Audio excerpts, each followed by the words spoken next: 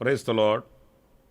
ప్రభు అయిన యేసుక్రీస్తు నామంలో మీ అందరికీ మా హోసన్నా మినిస్ట్రీస్ తరపున హృదయపూర్వకమైన వందనాలు తెలియపరుస్తున్నాను. ప్రభు మిమ్మల్ని ఆశీర్వదించి దీవించునుగాక.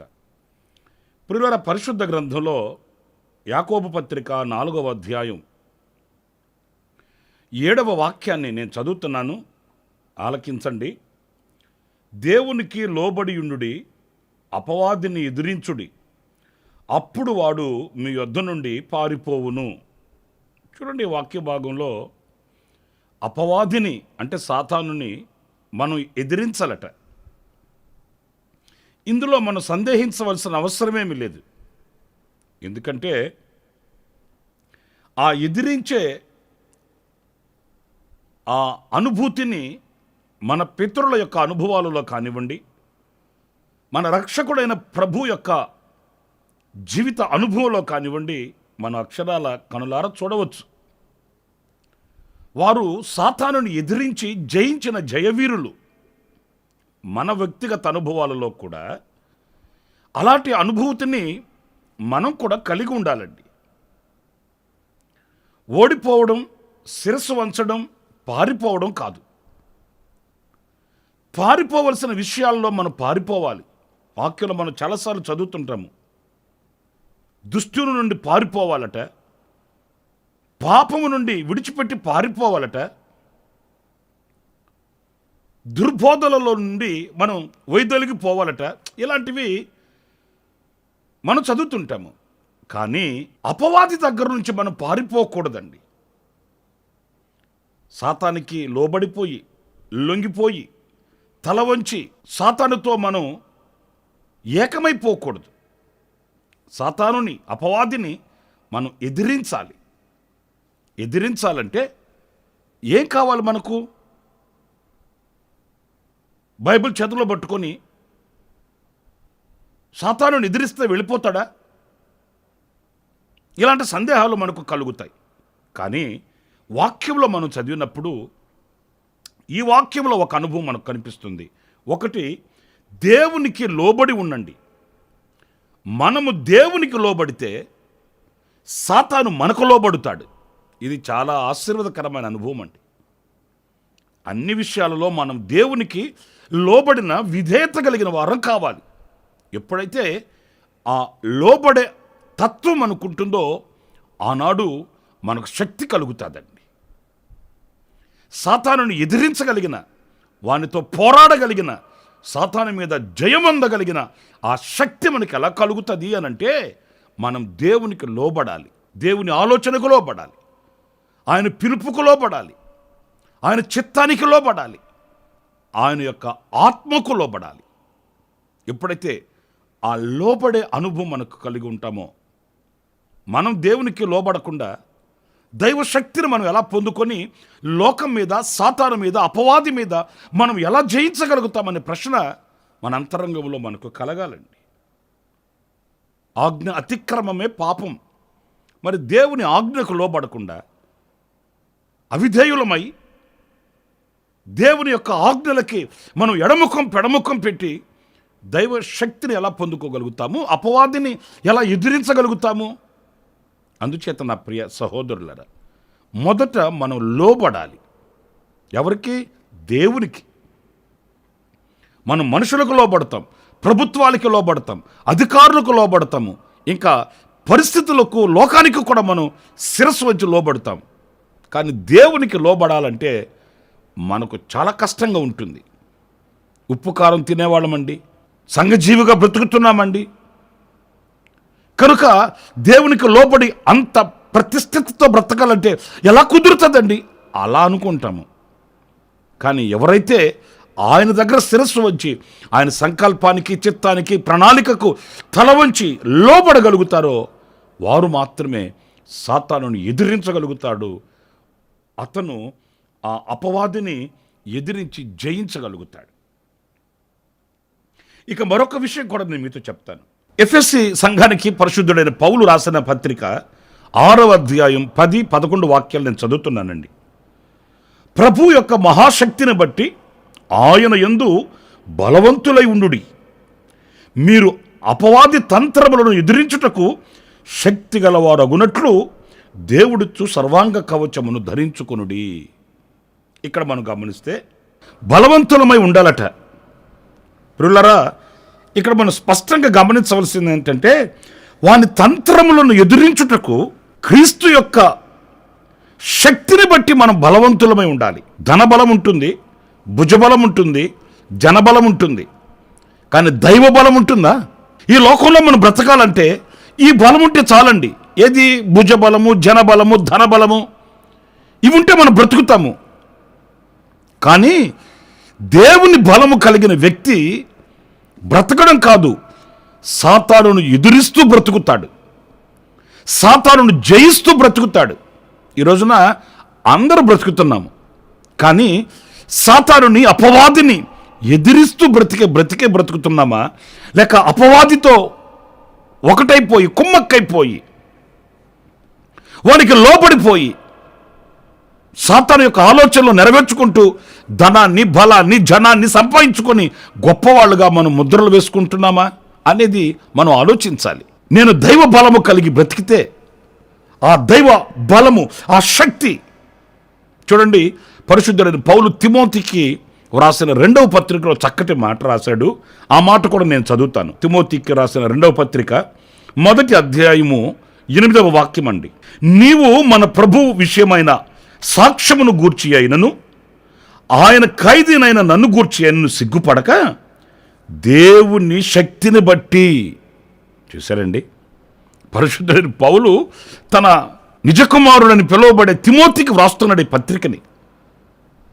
మన శక్తి, మన భక్తి, మన బలము, జనబలము, భుజబలం కాదు, దేవుని శక్తిని బట్టి సువార్త నిమిత్తమైన శ్రమానుభవములో పాలువాడువై ఉండుము.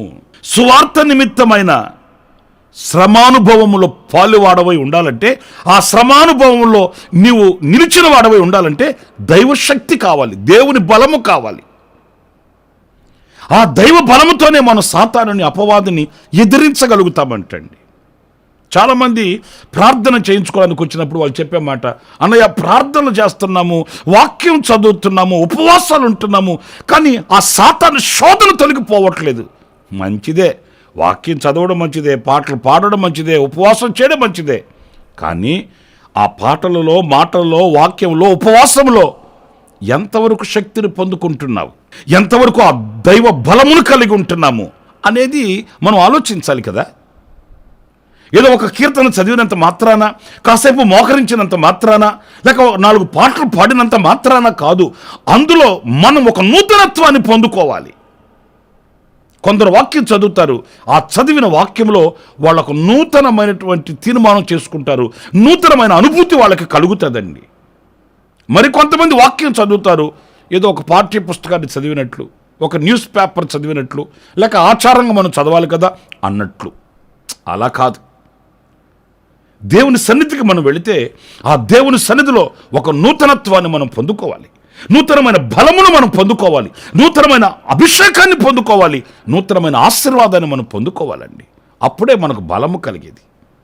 ఇప్పుడు ఆహార విషయంలో చూడండి, ఏ బలము ఇవ్వని, ఏ విటమిన్స్ లేని ఆహారాన్ని మనం తిన్నామనుకోండి కడుపు నిండుతుంది, కానీ బలం వస్తుందా?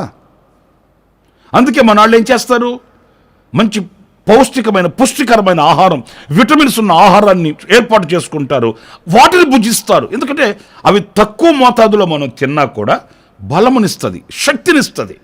వాక్యం అనే ఆహారం కూడా అంతే. నువ్వు ఎన్ని అధ్యాయాలు చదివావు అని కాదు, నువ్వు ఎన్ని రోజులు ఉపవాసం ఉన్నావు అని కాదు, నువ్వు ఎన్ని గంటలు ప్రార్థన చేసావు అని కాదు, నువ్వు చేసిన దానిలో ఎంత శక్తిని పొందుకున్నావు.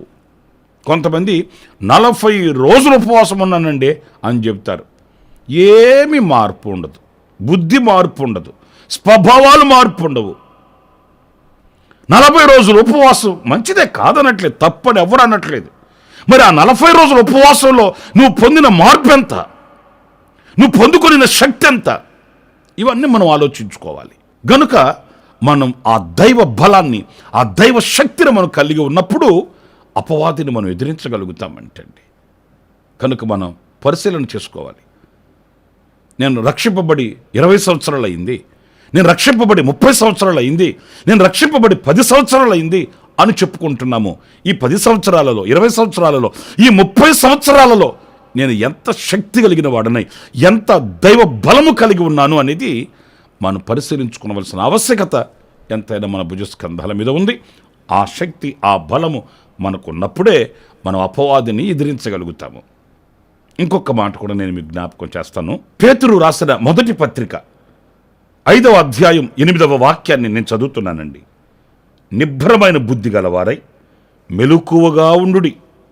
మీ విరోధి అయిన అపవాది గర్జించు సింహము వలె ఎవరిని మృంగుదునా అని వెదుకుచూ తిరుగుచున్నాడు. ఇక్కడ అపవాది ఎవరిని మృంగుదునానని గర్జించు సింహము వలె ఆడు తిరుగుతున్నాడట. అసలు వాస్తవంగా సింహానుకుండే స్వభావం ఏంటంటే, వేటాడడానికి వెళ్ళేటప్పుడు ఆ 4 రోడ్ల కూడలిలో నిలిచి గర్జిస్తుందట.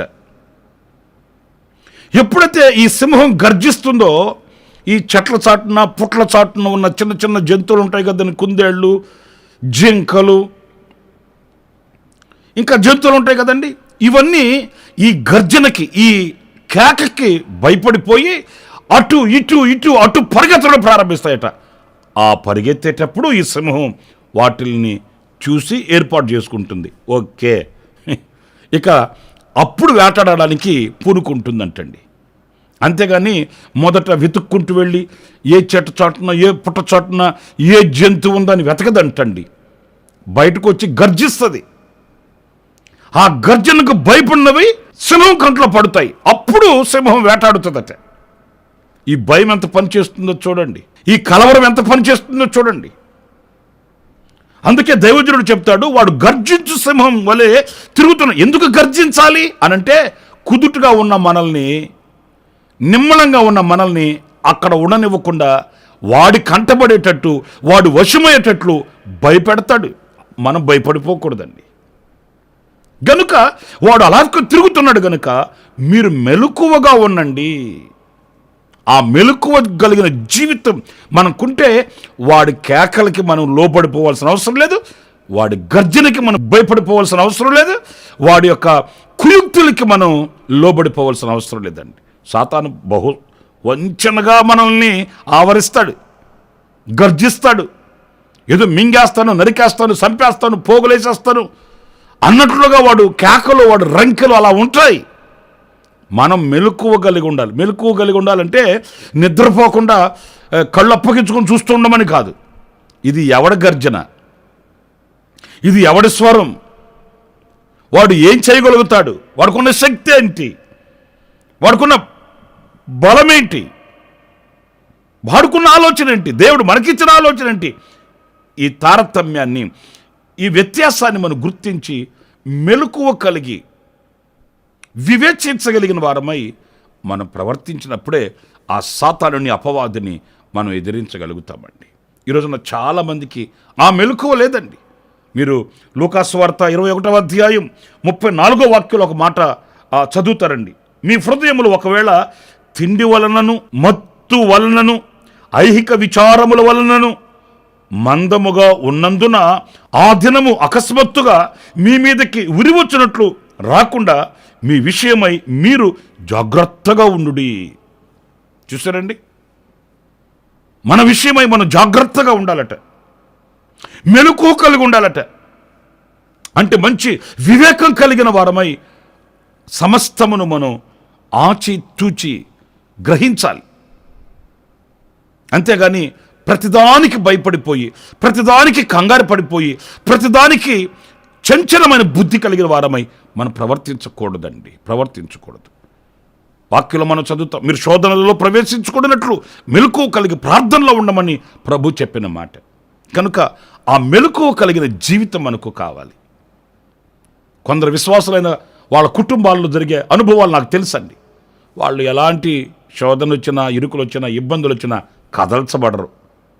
ఎందుకు కదల్చబడరు అంటే వాళ్ళ నోట వినే సాక్ష్యం ఏంటంటే, ఈ శోధన, ఈ కష్టం, ఈ శ్రమ ఒకవేళ 10 రోజులు నిలిచినా వీటి వలన మాకు మేలే కలుగుతుంది, మేము శుద్ధ సువర్ణంగా మార్చబడతాము, ఇంకాస్త దేవునితో అత్యున్నతమైన సహవాసాన్ని ఏర్పరచుకున్న వాళ్ళం అవుతాము, దీనివల్ల మనకు కీడేమి కాదు కదా, అందుచేత సంతోషిస్తున్నాము ఈ శ్రమల యందు అని చెప్పే కుటుంబాలు నాకు తెలుసండి. వీటి వలన మాకు మేలు కలుగుతుంది, దేవునిలో బలపరచబడతాం, కన్నీళ్లతో ప్రార్థన చేసుకోగలుగుతాం, ఆధ్యాత్మికమైన శక్తిని పొందుకోగలుగుతాము.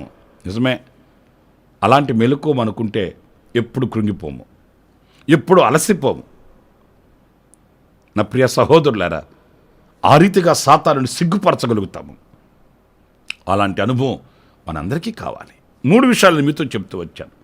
ఎప్పుడు మనం అపవాదిని నిద్రించగలుగుతాము అనంటే, మొదట మనం దేవునికి లోబడాలి, 2 దేవుని శక్తి కలిగి ఉండాలి, 3 మెలకువ కలిగిన జీవితం కలిగి ఉండాలి.